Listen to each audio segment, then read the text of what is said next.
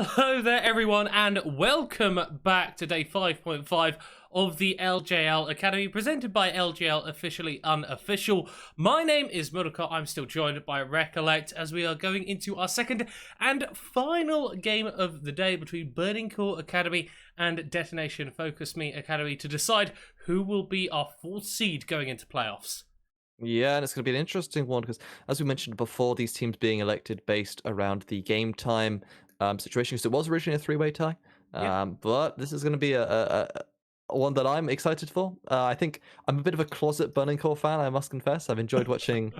I've enjoyed watching creative style on people, which to me is always enjoyable. But you know, in it's going to be a very interesting matchup because the mid laner of Detention FocusMe Academy does like to play those assassins, the Akalis we've seen a couple of times. You know, we've seen quite a few special picks come through, and to me, that's kind of the standout bit because I'm looking forward to seeing these guys just clash against each other and hopefully seeing a mechanical matchup. Yeah, I think creative and Re probably the mid lane players that rely on the mechanics the most in this league. I also quite like I'm a big fan of Nasuti as well in the jungler for DFM. I think he's had some very impressive performances, like the 1v3 on the backside of the team fight. Can't remember who it was versus, but basically turned it around in a dire scenario, and LJL was able to win out a team fight and stop his team from losing the game. I think he's an exceptionally talented player. And then the bot lanes as well. I feel like Marimo, Akaba, Fujimoto, and Pico, definitely names that we should be keeping our eyes on. Yeah, absolutely. Something going to be an interesting setup. And I mean, let's also mention obviously the Van Yellowyoshi matchup. I think Yellowyoshi is one of the most underrated top laners in the league, in my opinion. I think it's really actually quite solid. Yep. And Van has been very hit or miss. I think there was that Tam Kitch game which was but there have been other games as well where it just absolutely pops off. So this is a roster that for both teams that I think have really solid players that are all mechanically very solid, but also the macro has been there. And you know, as you mentioned that jungle matchup, let's take nothing away from Floor as well, right? The Viego that Floor has pulled out in some of these series has been disgustingly good. It's been key just carrying the game off of its own back just because of how powerful this champion can be in the right hands. So I feel as though this is a series where almost every single player is someone that we can watch that can definitely just take over a game. And that's something you don't always get to see. So I'm very excited to see how that does end up playing out in this one. But to me, mid jungle is going to be everything to watch out for, as well as that support matchup that you mentioned between Fujimoto and Pikota. Yeah, obviously, when we're looking back to this game just a few days ago. sorry. Did go in favor of DFM. They were able to pick up the victory, but we've seen that winning in the regular split doesn't necessarily translate to you winning in the tiebreaker.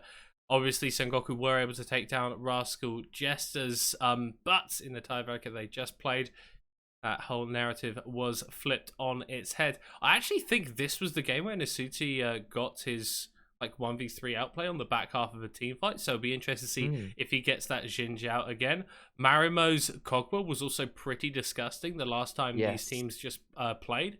So if he gets that champion again, could cause a lot of issues for Akabaf and Pikot, but I feel like Burning Core are an intelligent enough team that they're able to offer a bit more adaptation than some of the squads a little bit lower down in the league.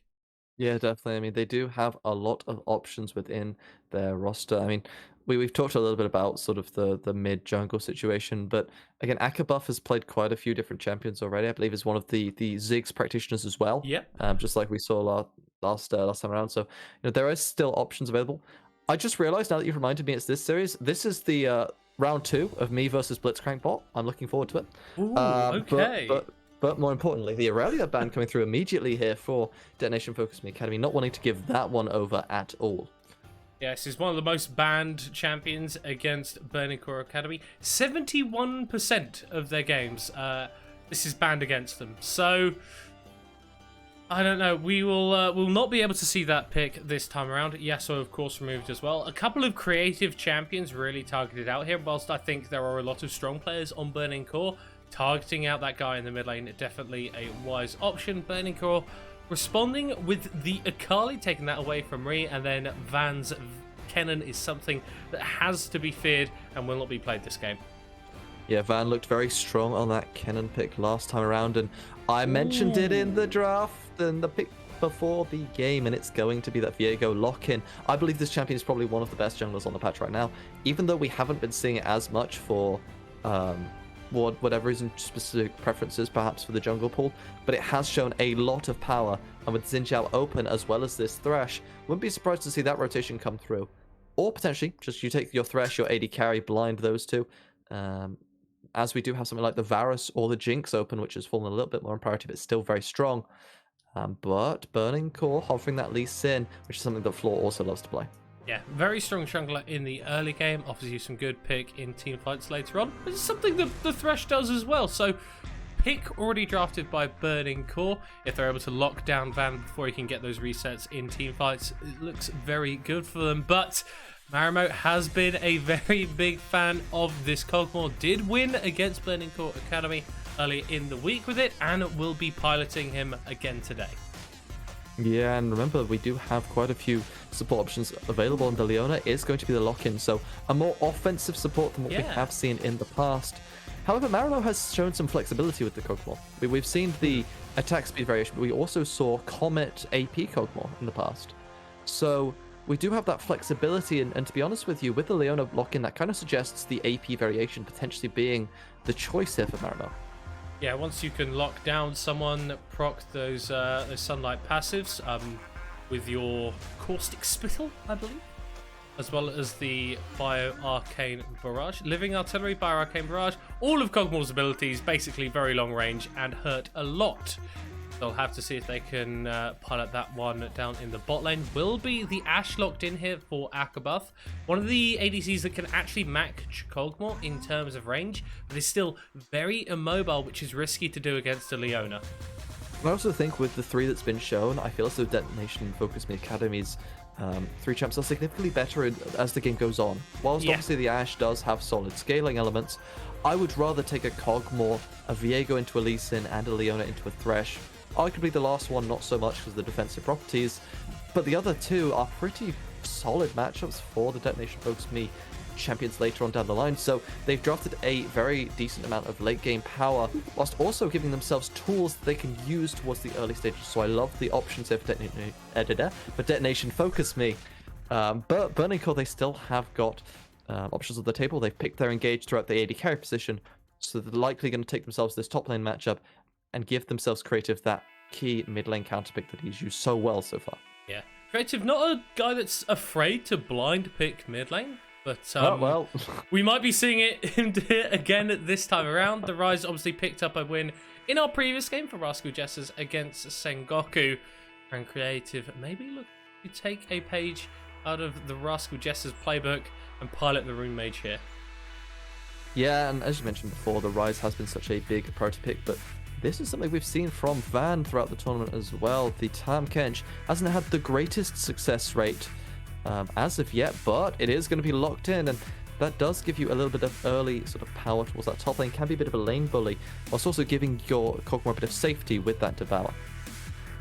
Yeah, and we'll have to see what DFM round out their composition with. Will be the Orianna, so again, a little bit more safety for the Cogmore, as well as some versatility in terms of team fights. This is why Orianna's been a pick that, if not maybe at the forefront of the meta, has been at least meta adjacent for so long. Gives you so many options in the way that you want to play out team fights.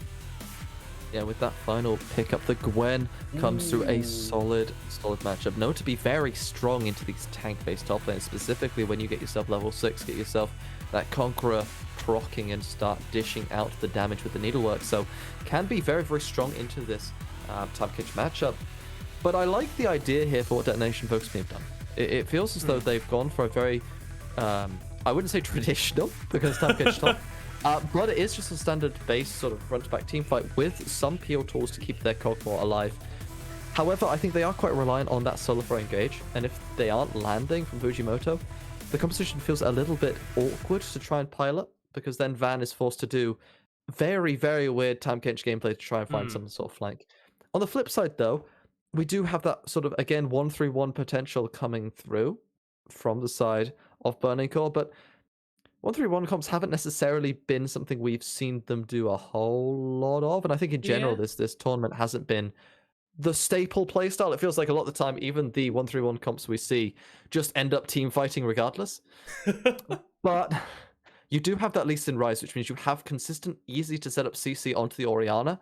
And the early game power of Lee Sin's means that Ree can be in a lot of trouble. You know, if the ball starts rolling, I can definitely see a world in which this Lee Sin can do a lot of work, especially with the crowd control in that mid and bottom lane. Yeah, I think glad that you touched on it there. There was so much setup CC in the bot lane, both pre and post 6. I'm expecting to see Marimo picking up the cleanse, as I believe. Yeah, we did see that in Champion Select, so offers you a little bit more safety than you would have on the other side. But I really like the Gwen here. We've already touched on a little bit about the split push aspect that it offers you, but also the engage options that the Detention FocusMe Academy have, they're quite long range. If you can pop down into that Hallowed Mist, you're not going to get hit by Solar Flare, you're not going to get hit by Shockwave, and outside of that, there's not a reliable way for DFM to actually deal with the Gwen unless you get in melee range of her, which is often not advisable. Yeah, snip snip isn't an ideal sort of situation to be handling, and specifically, I think there's also another aspect that we don't really talk about as much, that isn't generally spoken about, is every single AD carry in the game hates playing against Gwen. Because you cannot do anything. She essentially has an ultimate ability on her W, and whenever that spell is up, you cannot step up. You can't deal any damage to her, because if you step up into her zone, you're entering the no-no zone. Never enter the no-no zone as an AD carry, or you are going to die. There is nothing you can do about it, so you just have to wait. And it feels like it lasts an eternity. I know it doesn't, but it just feels like it lasts so long. And she can create a situation where if she's off on your flank, you have to just back up, and you have to show that level of respect. So is a very powerful flanker as well. So a lot of options available within that one. But again, you know, we mentioned how important the initial engage is, and a lot of reliance is going to be on this Ashe to land those enchanted crystal arrow spells onto key members, and off the back of that, potentially then you can land the death sentence, and then Gwen can go absolutely ballistic within the team fights. Yeah, but then you've got the cleanse on Marimo, you've got the Devourer available on Van. Yeah, it's like a 2-minute cooldown now, not the absolutely broken 25-second W that it used to be. But you still got these defensive options for DFM, and then you can get turned around in terms of the re-engage, because once Ashe has fired the enchanted crystal arrow, she doesn't really have any tools to defend herself. Yes, you've got the Thresh for Vokote, but you can only lantern one person. And if you have to pick between a Rise and an Ashe in order to save, the DFM just like wipe one of them off the face of the map, all of a sudden you're playing a 4v5 and it feels pretty rough.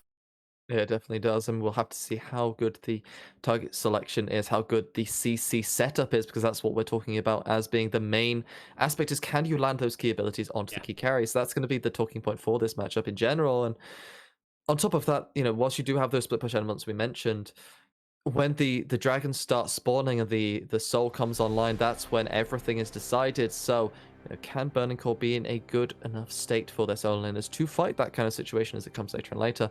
To me, I was on floor in that early game to make things happen. But, you know, Creative has looked very strong into these matchups. As I say, that immediately takes a little bit of damage.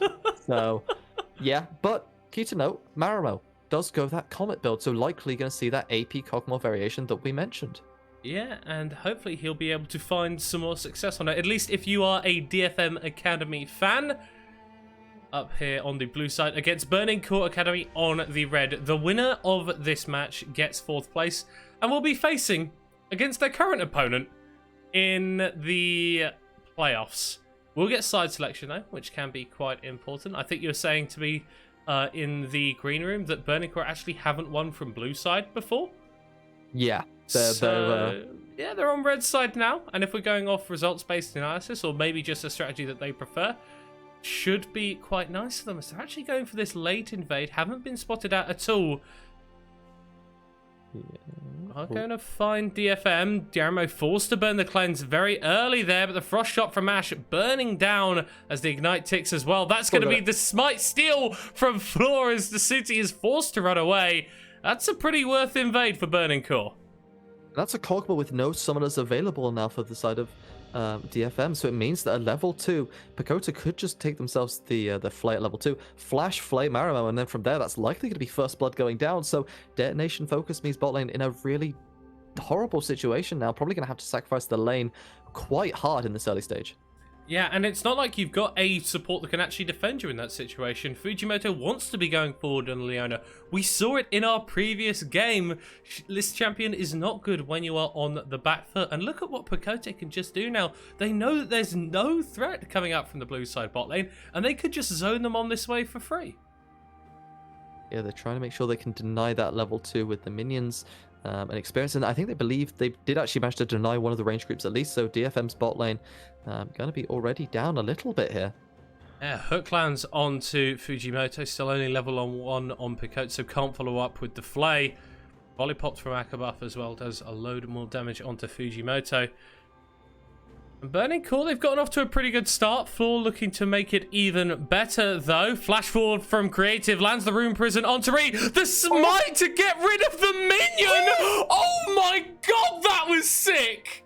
Yo, he's crazy! What? That's nuts. That's beautiful to see out of Burning Core. I love that kind of innovation. Amazing stuff coming through. So the EW that we mentioned coming through, the Rune Prism setup, we mentioned it Give me the replay, give me the replay. The pre-game. I didn't think the smite was in range. Just look at this. Q smite. Get styled, Henri. I don't care if you're a child prodigy. Floor does it dirty and no one does it like him. You gotta love it if you're a Burning Core fan. Absolutely. Well, no sums on Marimo. No life for Ree there. No flash either. This is a perfect start for Burning Core. And it's all been off the back of Floor. As Bakote might be looking to make Ree's life even worse. Oh, my word. And they're going to secure him that crab as well. A well-deserved scuttle crab here for the jungler of Burning Core. In fact, Burning Core picking up both of the crabs. So, great stuff for them. And I'm sorry. I'm still in just shock. I was not expecting that to come through. I think I've developed a new favorite player. I have as well. Yeah. Oh. All right, no bias. No bias. Okay. No bias. Professional casters. Yeah. We are good at our jobs.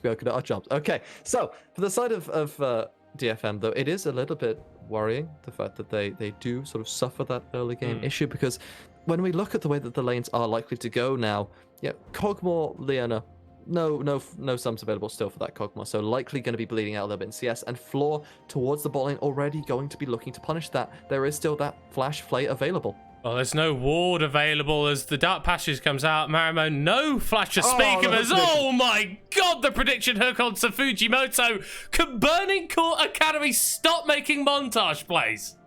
Is this just 2 different tournaments we're watching? This is ridiculous from Burning Core, my word. It's just like we've got 6 fakers, including the coach. It's crazy. It's insane. I've got to love it. I mean, I was like, oh yeah, so we got Flash Flay available. That seems fine. So Pakota does exactly that, the Flash Flay play. They punish it beautifully. And then Fujimoto, you don't straight line Flash against Pakota. He just absolutely disrespects the Leona player there with the prediction on the Flash. And Burning Core is they're just on fire.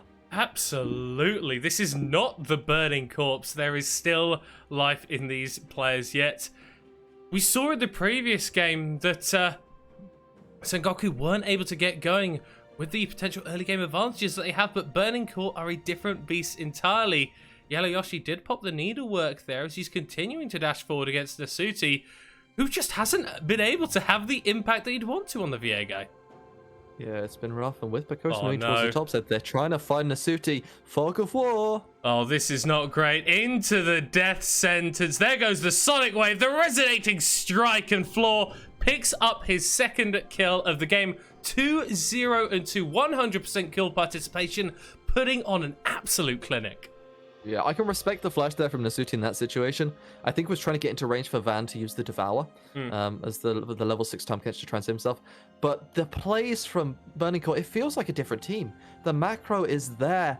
They're making the mechanical plays just work out for them beautifully, and it's resulting in a decent gold lead already. About 1,500 coming through. Floor with a beautiful set of KP, and they do need to continue to maintain this tempo, right? Whilst you don't necessarily need this crazy play every single minute, you need to keep getting gold advantages. You need to keep looking for neutral objectives like the dragon that is spawned here, the herald in about a minute's time.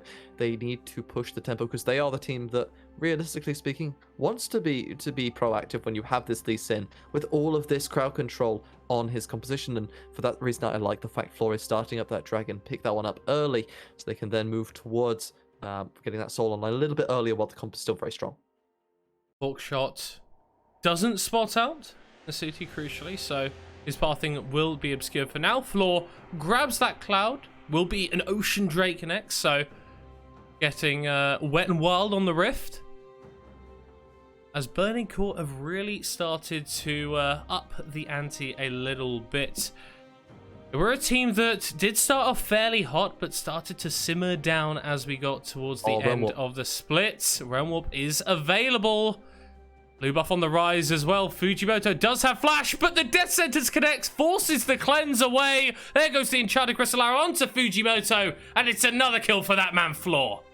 And Burning Core are just looking so good. It's like the decision-making is on another level in this one. They're ready and they're preparing the plays in advance. They're aware of exactly what they want to do, and they remember Marimo looked so strong in that Kokmore before, and it's just the usage of mid-priority. Creative gets the blue buff, has enough mana then to use the Realm Warp, and Marimo is forced to burn the cleanse, and Akabuff... Oh, they're not stopping here. Pakote's made his way up to the top side and Floor grabs himself another kill. Rift Herald down to 900 HP. The smite goes over to Nasuti, but he'll pay for it with his life. Floor gets another kill. We're in Burning Core's world. Yeah, absolutely. And I think that nothing can be taken away from Pakota, because even though we're talking about how it's the Floor show and it's doing so much, Pakota has had a decent amount of value as well on this Thresh, has been landing consistent engages, and is only one kill participation lower than the jungler himself, so is doing quite a bit of work too. And credit where credit's due, right? I feel like all of the members of Burning Core so far are playing very well, and this is just the usage of that roam power that this Thresh has got. The flay comes through, the hook is beautiful, and at this point, Nasuti knows he's in trouble. You're getting collapsed on from everyone. Just try and get it. I can respect that. That's, in all honesty, probably the right call at that point. Just get it. And in credit where credit's due, does pick that one up, but it costs him his life. And Burning Core, they've got themselves a 3,000 gold lead. And look at the jungle power that's coming through here from Floor. It's a masterclass for the early game. Absolutely not okay with that. Should never be this far ahead on a jungler. It's been off strong, consistent plays. He's not lucked into any of this. As Van goes forward onto the wave, Yellow Yoshi pops down into the Hallowed Mist, starting to snip away at Van's health bars. Does have the hit shield still available, but Floor is in the area. Has flash up, could look for an insect players. There goes Yellow Yoshi diving very aggressively forward. Of course, the resonating strike connects onto Van, as there goes Fujimoto going forward in the bot lane. But with the dark passage, Pakote is able to get Akabuff to safety. Yeah, and Van is going to be forced to reset in the top side, but the play might not be stopping. Nasuti is here. Oh, does have the flash available in a second. Will get locked up with the death sentence and flayed under tower. Akabuff cleanses away, and here comes the TP. Creative is on the hunt, is exhausted and stunned immediately though. Ree looking for a shockwave, lands the one person onto Creative, but with the death sentence is able to get out. Van is in the area, gets flayed under tower, takes a fair bit of damage but won't be falling down. It's a big commit from DFM and they don't get anything for it. Yeah, they blow quite a few summoners here from them as a Burning Core, but as you say, a lot committed for basically no initial net gain, because both teleports are blown here from DFM, whereas Yellow Yoshi still has that teleport available on the top side, and giving Gwen the ability to just push in waves, most likely going to be able to get plates unless the freeze does come through here. Let's just talk a little bit about the way this is played, because I feel as though Burning Core played this quite well in reality. I love the arrow to get some distance and Kota flashing for the ability to, again, get distance and establish that. And at this point, the play is already dead. It's great from Burning Core to survive this initial play, and Creative looks for something. And whilst it looks suboptimal from the Ryzen to an extent, there is problem with it. They get 2 extra TPs out of the TP of Creative in exchange for the flash. So it's not really the worst thing in the world because it now means you have that global advantage established for Burning Core. And they've used their macro so well this game, I have no doubts they're going to utilize this teleport well. Yeah, that was ultimately a 5v3 in favor of DFM on the back half of that play, but they weren't able to get any kills. Some summoners burnt, like you mentioned, and with Nasuti recalling here in the top side, not going to be able to place down that Herald. It's slowly ticking down, needs to find somewhere to put that fast, otherwise you're going to be missing out on a lot of gold. I just wanted to mention, you know when we saw the gold graph a moment ago? How much of that gold was floors? There was 2 different colors for a reason. Half of that was just unspent. So if you look at Floor now, he's got a gold drinker at 12 minutes. Yeah, very normal. Very normal. Yeah, I mean, this seems like the enemy list in most of my games, but it's really disgusting to be in this kind of state. And yes, you now have the Herald to drop towards the bot lane. Oh, Pakote's been caught out. The Solar Flare, the Zenith Blade, and the strike from Nasuti takes him out. So DFM firing back, grabbing themselves a kill. Will be able to get this Herald push as well for some plates, but Yellow still has that TP available. Burning Core could look to answer this play. Yeah, Creative versus Ree. This is not a fight that you win, Reese. Ticking down with the corrupting potion? Is that 11 13. HP? Yeah. Oh. He was very, very low. Lucky stuff from Reno. I was going to mention, he can't walk there. That's not really allowed. Current itemization. The Rise is definitely ahead in terms of damage, so on top of that, there's also the level difference, so you can't really show that level. But what I want to mention, in the bot side, it just feels a little bit greedy there from Pakota. However... Well, this might be greedy from Marimo. Does burn the cleanse. Flashes away from the hook. The predictions from Pakote are really on point today. Van, you're getting caught out here, buddy. Staying top lane with low HP is just food for this Gwen. Will step your health bar down. The Devourer actually comes out. It's a big shield that's procced, but it's all gone away. One more hit, and Van gets the solo kill. Yeah, it's a little bit misplayed there from the side of Yellow Yoshi, but Van does a great job of making it work, gets himself a solo kill on the top side, and traditionally not how you expect that matchup to go. Very much the ultimate being the deciding factor in that one, having that Devour available, whereas Yellow Yoshi not having the needlework really available to do a whole lot. And you know, it costs the Gwen because a lot of that damage does come from that key spell. Burning Core. There's no sums available for Marimo, and I mean, the kick is available for Floor. But they were stood on a ward. DFM know that this play is happening, and they are roaming down. Creative is level 11, though, so has a lot more power on those spell flux. Aquab's taken a fair bit of his health bar in trade. Fujimoto steps up, places the ward, will get spotted out. Floor just recalling away there. The play ultimately goes to nothing, but that was a very tense scenario. Ree does still have the flash available, won't be forced to use it as it's just a small chunk onto Creative. But the DFM mid laner has to pass the long way around and give up even more pressure on the mid side. Yeah, that means now you can most likely rotate around, set up some more vision if you are Creative here. Take away those raptors as your jungler is quite inflated, doesn't really need them as much. So it just means you're going to gain even more of a CS lead. And you know, Floor happy to start up the second Herald of the game here from the side of Burning Core. And it feels like they're in a very strong position currently, but Yellow Yoshi. Zenith Blade diving forward. Fujimoto dodges away from the death sentence, but doesn't really have anywhere else that he can go. Into the stopwatch. Flash is back, but the chase is on. Nasuti diving forward, though, with a Spectral Maw to try and save them. The arrow comes out and stuns the Viego just before he goes over the wall, but he will be able to escape. Floor drops down. That is a big shutdown going over to the Leona, and the Realm Warp to escape gets cancelled for Yellow Yoshi as he is taken down. Van now flashing forward. Creative pops the phase rush. Is able to get out, but DFM punish the aggressive play from Burning Core, but they might be looking to turn it around. Van is sort of in no man's land, slowed down with the frost as the beautiful shockwave comes out. Will not be enough as Akabuff slays Tahm Kench. Yeah, Van goes a little bit too far, but we've talked about this before. The most important aspect for a team is to have that numbers advantage. If you have the numbers advantage, a lot of the time the gold doesn't mean as much, and DFM, they utilize that 5v4. Akabuff does land a nice arrow onto Nasuti at the very end, but it doesn't actually mean anything because the kill doesn't come through, and you're in a numbers disadvantage state. And credit where credit's due to Fujimoto. does end up surviving for a very long time thanks to that stopwatch, and blows a decent amount of cooldowns. The needlework and the box both being blown ahead of time. Stopwatch flash can survive for so long with the exhaust as well to buy space, and the arrow looks so good, but no one can follow unlucky. up.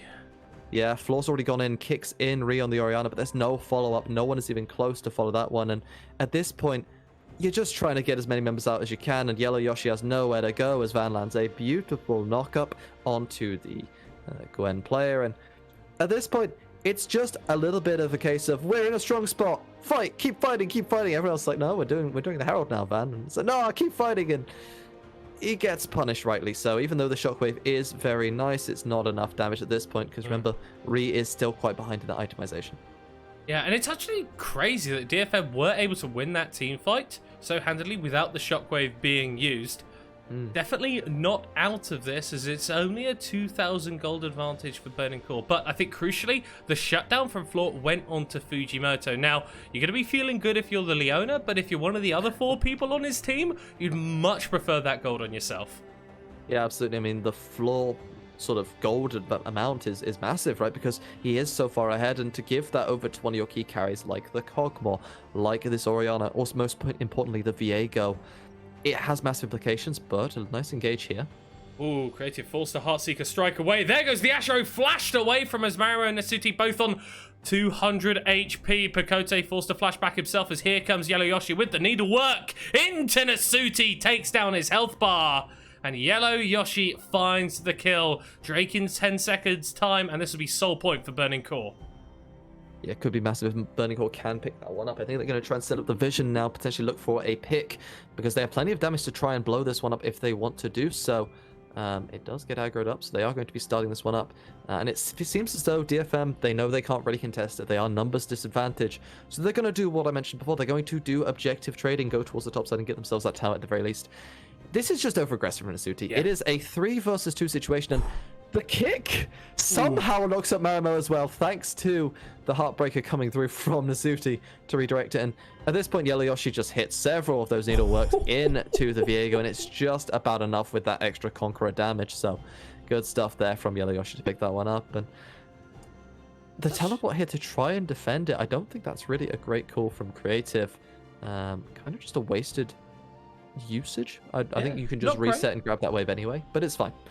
Yeah, if we look at the gold just very briefly, we do actually see that the gap between Flora and Nasuti has closed up, but the gap between Re and Creative has opened up. 2,000 gold in the advantage for the Rise. I think Akabaf has also got a similar 1,000 advantage over Marimo, his counterpart in the bot lane. So Burning Core's advantages transferred from the jungler, who maybe necessarily couldn't bring the damage as we get later on into the game, into this Rise, into this Ashe, who definitely can.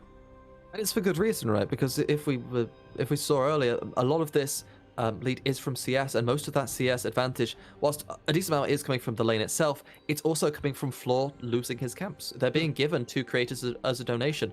Pretty much every Raptor camp now on spawn is being given away to Creative, in this case likely to be given away to Akabuff, as well as Constant Blues and Gromps. So Floor at the moment isn't really farming anymore. He's kind of just taking away enemy camps when he can, but most of the gold going to Creative, so the donation sensation inflation towards Creative is kind of the leading cause for him being able to be so far ahead. Oh no. Well, I mean, it's that's the LJL Academy special. Throwing down a Herald. It's 25 gold though. Massive. 25 gold injected to Burning Core. They're going to be feeling very happy about that one. Yeah, I mean, DFM, they So, fun fact, the Herald doesn't automatically charge, so you actually have to protect it a little bit. Do you actually? I did not know this. I mean, DFM didn't. It's harsh, man. Come on. They tried their best, man. They ran away from it. They did run away a little bit. Okay.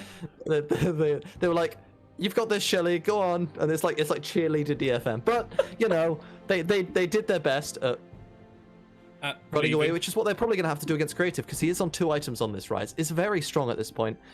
And if we look, it's starting to develop even more of a CS lead, about sort of 60 now in that individual matchup. And we mentioned sort of the power of the 1-3-1 later on down the line, and it feels as though Creative now on 2 items. Yellow Yoshi already picking up that key Rift Maker item, as well as likely going to go into something like the Nashes later on down the line.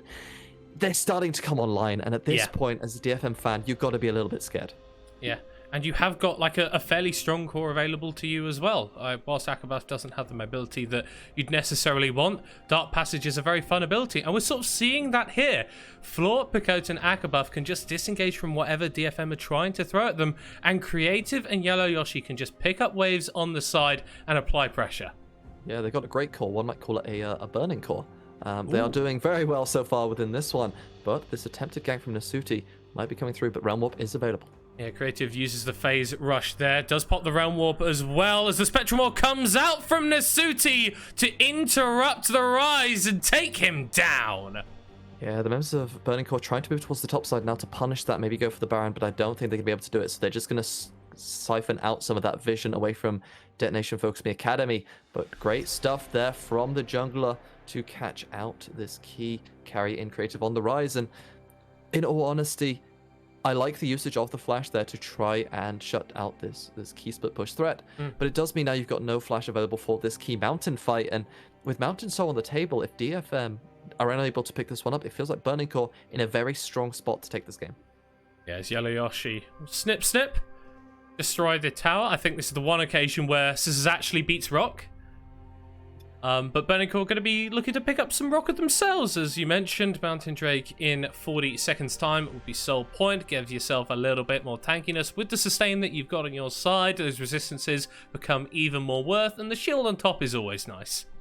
And if you were going to fight on a timer, it's going to be right now, because if you look at the DFM itemization, every single member aside from Ree is basically on their item spikes. Yeah. So realistically speaking, you're not going to get a much better timer to take a fight, whereas on the opposite side, I mean, you don't have that same situation for Burning Core. It's 1.5 for the rise, 1 and a little bit if you count that dagger for Akabuff. But realistically speaking, fighting when your item even is the best state for DFM that they're going to get.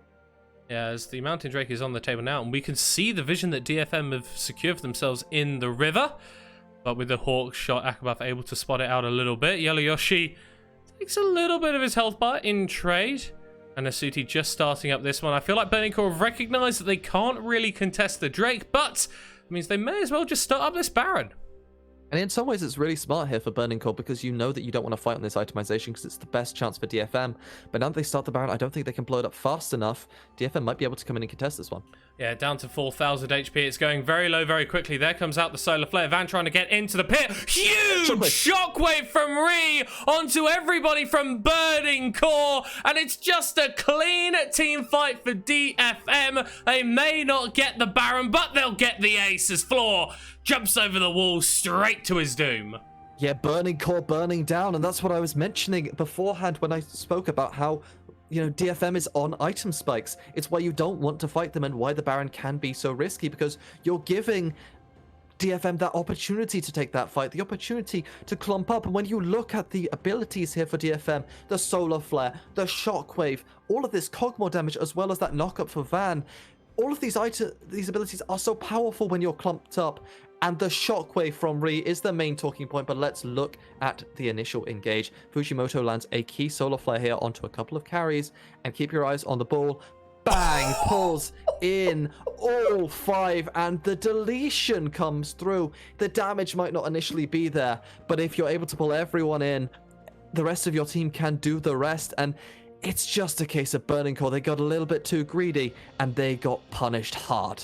Yeah, and now look at the game state. DFM have closed that gold lead to 1k in favor of Burning Core. The damage from Marimo, Ree, and Nasuti is really starting to get a little bit disgusting. Yes, that was a massive wombo combo, but you're starting to get onto parity now, and even in a more open fight, DFM definitely have a shot. Yeah, and crucially, they have themselves the Baron buff, which means that they can buy time, and they can temporarily steal or not Baron, so they've denied the Baron buff from Burning Core, which means you do have the ability to potentially contest priority, and you can stay safe, which means you're not going to be losing these outer towers as much, or the inner towers. You're going to be in a decent spot, but Marimo does get poked by the arrow. Yeah, Charlie Crystal Arrow does hit, and so does the Death Sentence somehow. Burns the cleanse away from the Cogmore, as there goes the Living Artillery. That down onto the other side. Sonic Wave connects onto Nasuti, but will just be backed away from. So you're burning the cleanse on the Cogwall. That's step one. That's good. But your Baron power play is currently sat at minus 3,400. That's not where you want to be if you're burning core. Yeah, I mean, I said earlier, you know, the Herald play wasn't the greatest from DFM. The Baron play is a little bit worse from burning core at the moment. I think, at least, you know, from the side of DFM, I think they went minus 25 gold. Yes. That I think you'd be happy with that if you're burning core at this point. But I doubt they're really going to be able to bring that gold situation back into the positives, that's for sure. However, you know, if they can punish that cleanseless Cogmore, blow that flash before this major objective, Burning Core will have some decent options available to themselves. However, you know, DFM, they're just setting up the vision like they did before, and it's very hard to check into this composition that DFM has built when you have this crowd control in the Leona, the shockwave from Rhea, the damage from Marimo from such distance. I love what DFM is doing to bring themselves back into this game, but Burning Core, you've got to start to contest that vision around this timer. As we are into a little bit of a crucial point in this one. Obviously, Burning Core still on that soul point, so if they can pick that up in a minute's time, would be a lot of power for them. But we mentioned just before the Baron fight that itemization parity had been achieved by DFM, and they are continuing along that run. Nasuti, with those two items, that Divine Sunderer and the Blade of the Ruin King, now working towards that Sterax. If this Viego gets one reset in a fight, it's terrifying for Burning Core Academy. Yeah, absolutely. But on the flip side, Burning Core, they've got power points of their own. This Rise very, very close to that Rabadon's Death Cap third item power spike, as well as that Rage Knife coming through here for Akabuff. So, you know, their carries are very strong as well. And we're not even talking about Yellow Yoshi. Yes, the items aren't great, but Gwen will still delete Kog'Maw if he's able to find access. So you got to be very careful if you are on the side of Marimo. And on the side of Burning Core, we haven't seen those flanks really come through from this Gwen as much. Yellow Yoshi not really finding access. And credit where credit's due, DFM, they've set up well again. They've got the vision control. And Burning Core, you're going to have to enter in blind, and that's going to be very difficult. Yes, you have Hawk Shot, but that might not be enough. Yeah, both teams recognizing the importance of this fight. Flaw's picked himself up a red pot in his inventory. He just needs this extra power around this next fight because he knows how game-breaking it could be. Mountain Drake has spawned up. DFM's grasp on the river is just as strong as it was 5 minutes ago. And Burning Core, with no Baron to go to, no Baron to throw out, will just go mid and take this in the tower. Yeah, I don't necessarily think they need to stop at just that as well. They might walk towards the top lane, try and get that top tower as well, after securing some of this jungle camps and jungle vision. I do like the fact that Burning Core isn't necessarily contesting this, but those dragons are starting to stack up, and at the same time, I feel as though it's just a case of Burning Core, they're not setting up and preparing for the objective ahead of time, and they're getting punished well by DFM for, you know, not doing their due diligence. Well, Nasuti is split pushing on the bot side of the map. Obviously, he doesn't have teleport available, so if Burning Core are able to grab something here, but look at the damage from Marimo. This Cogmore, level 14 now, starting to really pump out the DPS from a million miles away, and it becomes so difficult to siege if you're Burning Core.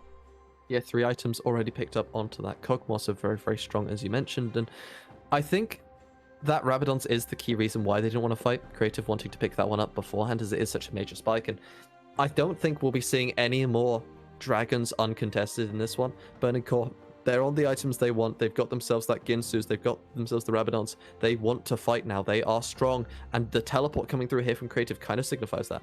Yellow Yoshi could get caught out there with a Spectral Maw jumped onto by Nasuti, and the DPS from Cogwall can't quite connect because of that Hallowed Mist. Gwen able to go into the Zhonya's to survive a little bit longer, but the solo laners from Burning Core have been caught out. One goes down, a second will as well. It's a double for Nasuti, and all of a sudden DFM are the team in control. Yeah, DFM, they're doing absolutely everything that they need to do. They find the picks, and if you're going to be getting flanked, just engage onto the flanker. That's exactly what DFM does. They punish both the solo laners and now Floor. Jumped onto, dodges away from the shockwave, gets the kickback onto Fujimoto.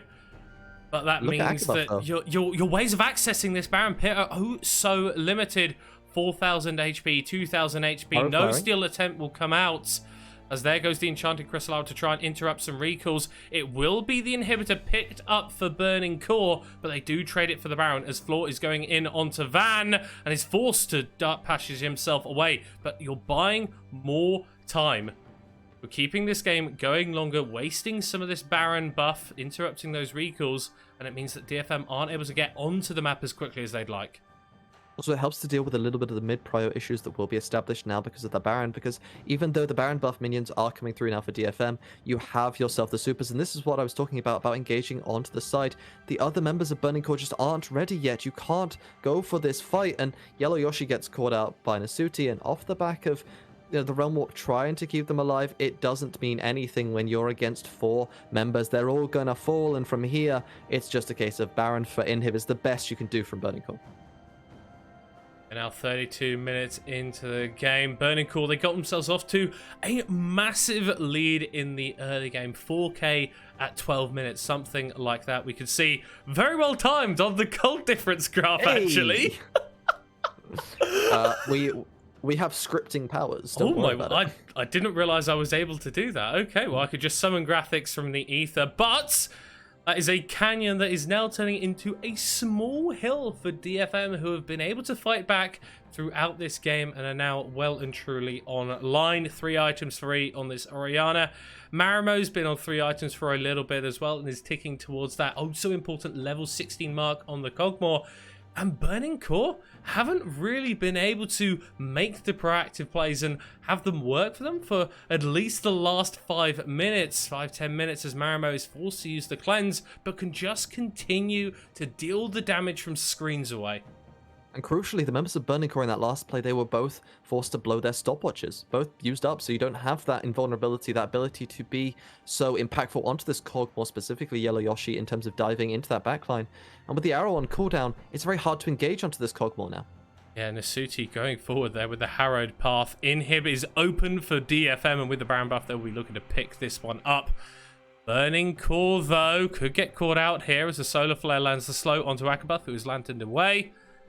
And it will just be DFM rotating back into the mid lane. One Inhib has already gone down. Floor might be following soon after. As the Bio-Arcane Barrage comes out, Yellow Yoshi trying to do the damage with a snip on the other side of the fight, as it's a fair bit of poke onto DFM. But a massive shockwave from Marie. He found it in the Baron Pit and he finds it again. Marimo flashing forward with the Bio-Arcane Barrage. Not quite able to take out Akabuff, but it is another huge, tremendous shockwave from DFM's mid laner.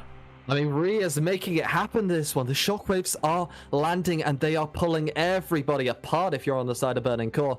Unfortunately, now for the side of Burning Core, that dragon has spawned 2 members down. You've got to feel like DFM are going to turn for that one and put themselves on Soul Point. And this Mountain Dragon stacking is starting to be a massive problem here for the side of Burning Core.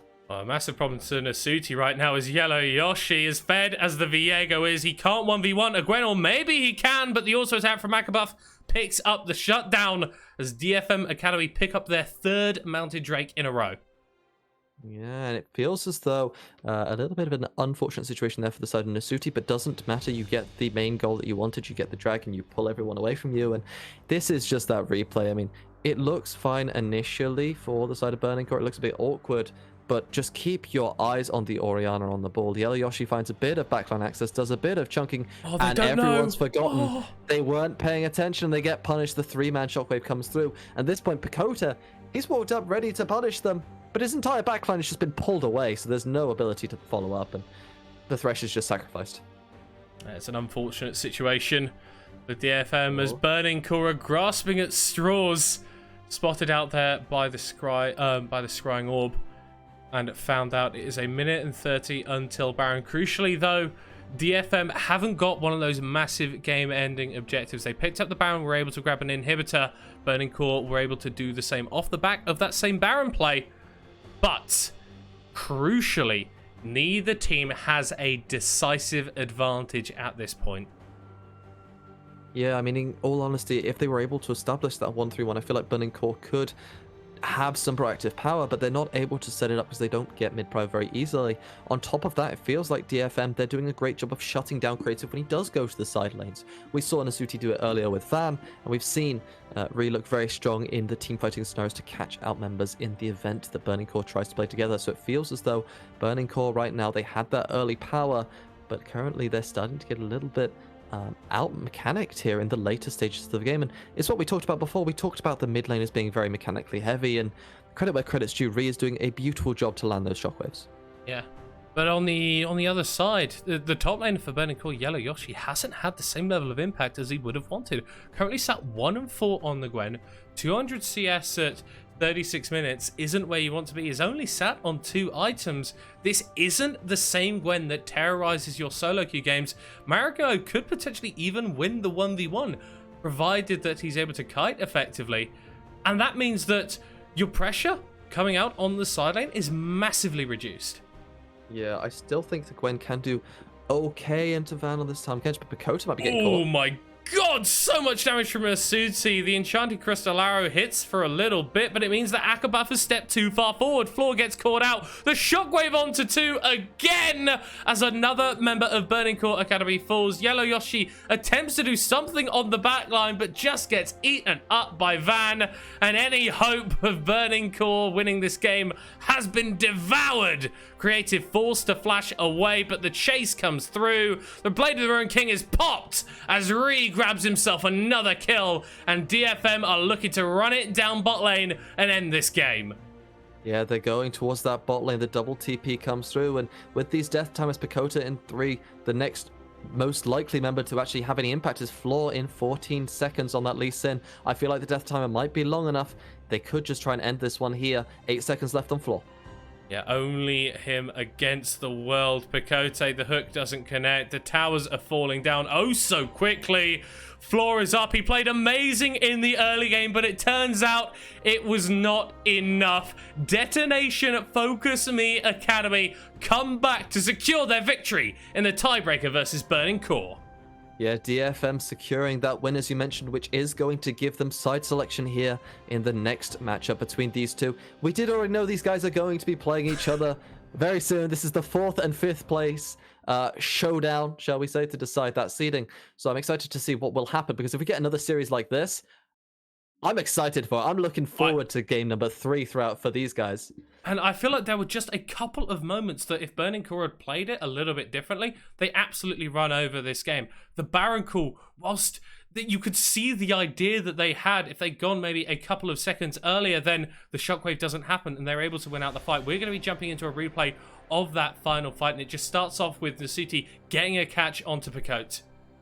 Yeah, and I feel like the arrow here usage was just trying to peel for your Thresh, but at this point, you've got nowhere to go as Akabuff, and this kick just makes it a little bit worse, because you end up kicking the Shockwave onto your Ashe, which is the reason why Akabuff ends up going down. So at this point, it's just a case of everything is over, and you can try your best, but you're a 2-item Gwen at this point, and with everybody else alive, Yellow Yoshi, you've got nothing to do. And Creative, I get the idea, was trying to push out that mid wave, deny the ability to shove that one in and end the game, but just gets engaged on, and it turns out you don't even need the mid wave. They can just go through bot lane instead. And DFM, this is now the 2nd win they've managed to get over the side of BC. They won that first game with the Kog'Maw, as you mentioned before. Kog'Maw now being picked up again. They're winning the second one around with a different build this time. I have to wonder what adaptations are going to come through, or is it just a case of DFM having Burning Core's number? I mean, it's a difficult one because, like we've already touched on, Burning Core were winning this game. And winning it fairly handily for a large portion of it. Made a couple of mistakes. DFM were able to come back with a composition that outscales, can fight very strongly in the late game. Yellow Yoshi never got to a point on the Gwen where he was able to actually become that big threat that he needed to be on the backside if Burning Core wanted to get the victory today. And looking forward, I'm worried for both teams. Because in order to lose a game like that for Burning Core, that feels really bad. Mm-hmm. But for DFM to fall that far behind against a composition that, whilst it's got angles, definitely isn't something like Leona penned in there as well. Rise, whilst he does offer some setup, he's not like a Syndra or anything. To fall that far behind against someone like CGA or V3 is a death sentence. Yeah. If these teams manage to develop that kind of lead, it's going to be game over. Yeah. I don't think that there's a way to come back against them. But let's credit where credit's due, right? Yeah, yeah, Burning yeah. Core played a disgustingly good early game. Yeah. Like I must confess, I genuinely wanted them to win this one just because of how Oh well yeah. this early game I went. mean, I know I shouldn't say that, but when you see the Lee Sin play, you see the hook prediction come through, and it just feels like they're just a step ahead the entire first 5 to 10 minutes. I just want to see that team win. It just looked so fun. It looked so good. But they couldn't round it out. They couldn't keep it going. And it was just that one mistake and it cost them dearly. And, you know, as a pseudo Burning Core fan at this point, it hurts my heart a little bit to see this result. Yeah, being a Burning Core fan is a rough experience, as we have got the final standings for the end of the regular split play. V3 Academy at the top, undefeated. CGA in second place. The Hawks didn't have to play today because they had that win on the three-way tiebreaker based on game time, so that's why DFM are below them on 5 wins after they were just able to take down Burning Core. Axis in 6th, and then Rascal Jester with the win earlier today are ahead of Sengoku, and means that they will be dodging V3 in the upcoming playoff rounds. And recollect, looking at these standings, I feel like we've got a fairly set tier list in terms of team power levels that are emerging. Yeah, I mean, in the nicest possible way to Sengoku, it's going to be a rough game. Because to me, V3 is just on another level to most of the other teams. I've just this team's macro just looks incredible to me. They look like a very strong team. They look like a full LJL roster. That's what they look like, straight up. They don't look like they belong here. They're good. And on the rest of this sort of rosters, it feels as though at least the top 2 games should go the way of the favorites. Maybe an argument can be made if Axis shows up like they potentially can. They can do something to the Hawks, but they haven't showed up for properly for quite a while. So I am worried that again that one will be going towards the Hawks. But this DFM match, this DFM Burning Core match, if you are going to tune in for a game and you can't watch any other match, watch this game. I am watching this game for sure. I should just make it clear to our viewers in locations that aren't Japan. The times that you're seeing on your screen are when this is going to be going live, but in the UK, don't wait for these times, because if you're tuning in on Wednesday at 4 o'clock to see Hawks versus Axis, all the games will have been over by then. So we'll be posting a schedule at some point and we'll be able to find out and we'll go live. But these are the matchups that we have got. And I think that Hawks Axis one is an interesting one to come along to, because Axis have been the team of potential. Yeah. I think potentially they could have been where Hawks were. If they'd been able to continue their strong start and snowball that into the rest of the tournament. Obviously, their issues playing around Drakes have been talked about at length, but it is really something that they need to shore up. So hopefully they are able to do that and continue on through. But the rest of the matchups are also pretty spicy as well. I think the DFM Burning Core one is going to be very interesting based on this game, but there definitely are a couple more matchups in there. Yeah, I think the Rascal Jester series is actually kind of interesting as well. I think that one versus CGA could be very good as well. In regards to if we see Rando playing the way he was today, there is absolutely a chance that Rascal Jester can do a lot of damage into CGA.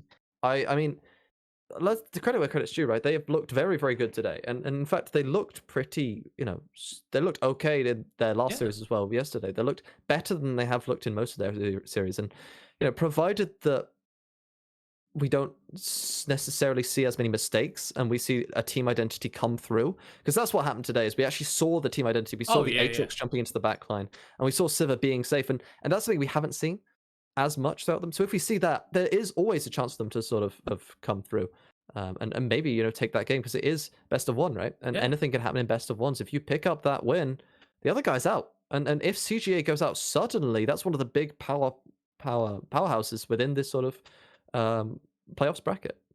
And then because of the way that the bracket is organized, with V3 and CGA on opposite sides, means you've got a pretty good looking run to the final if you're able to pick up that win. It does look quite rough, I think, particularly in the mid lane for Rascal Jester. I'm really worried about how Cosmic will stand up against Kaito, because I feel like these are two players that are maybe on the opposite ends of this spectrum in terms of skill level in this league. But Rando definitely showed that he can brawl with the best of them, and I think Momo is the sort of player that will actually opt into that a lot of times. So we should have some pretty bloody matchups in the top lane. Coming through to our next matchup, though, which I believe was V3 versus Sengoku. I'm not sure if we've touched on that one too much. Yeah. It's going to be a rough one for Sengoku. Yeah, I mean, I'm not usually one to mince my words, so I'll try and be as honest as I can do. V3 looks disgustingly good. Like they just look like they are by far the favorites to take the whole thing. And, Yeah. we said that from week one. Like game number one, the first time we saw V3, we went, this team's macro is just disgustingly good. I remember I wasn't casting. I watched all the games back. I went into the Discord and I went, yeah, V3 just looks like the best team by far. They're crazy. They're way too good. You can check that. You can quote that. That's true.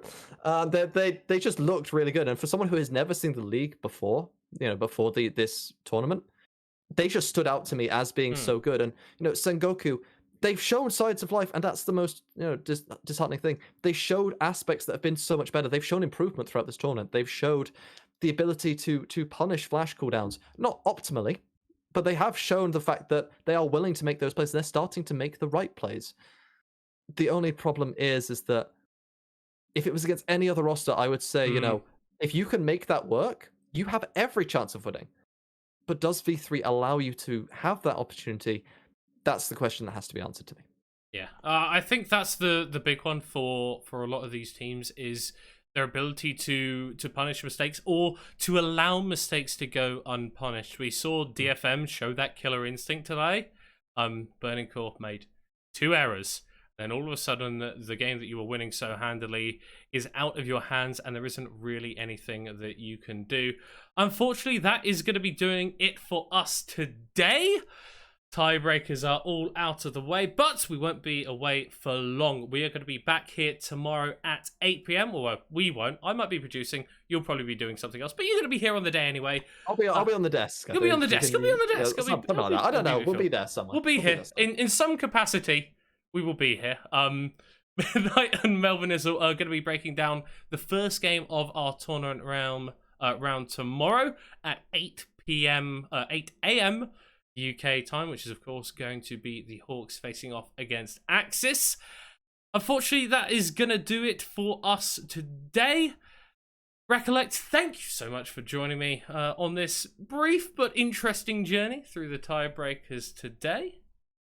We had some absolutely great games. That second game was I'm going to watch that back. That was very fun. It was very fun. That was a great game. Like I said, thank you very much for being my co-caster today. I have been Middlecott. This has been the LJL Officially Unofficial. We will see you tomorrow at 8 a.m. UK time, 9 a.m. Central European time, other times in other time zones. I don't understand how time works. Bye-bye!